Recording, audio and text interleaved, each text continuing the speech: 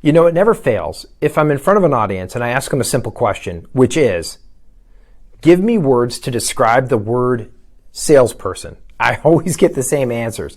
Slick, slimy, sleazy, underhanded, their best interests always, car salesman, things like that.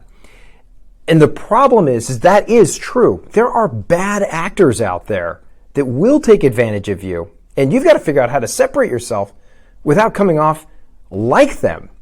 The problem is this causes us to be unethical in how we sell. Well, what do I mean by that? If you avoid being like that, how do you end up being like that? If you're in front of a prospect or a client and you know you can help them ethically, then it's your responsibility.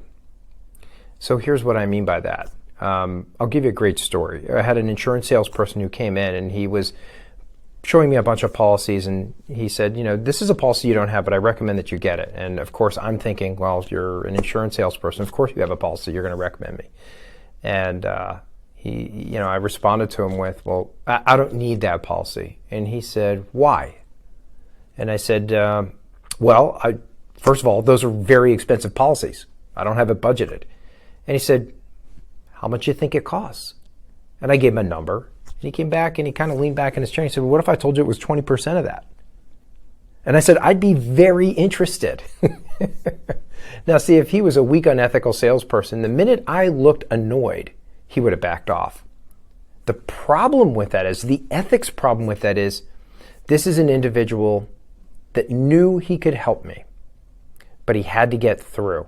So instead of worrying about how he was going to be perceived, he instead said, I disagree.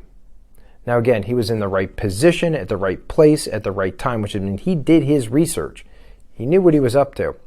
But at the same time, he was willing to challenge me ethically. So I believe to be more conscious business people, whether you're the owner of the business, the manager of the team, or a member of the team, when you are in front of your client, it is your ethical responsibility to take care of that client, which means when they say, I don't know that I need that, and you know they do, you say, and very, very politely, I disagree.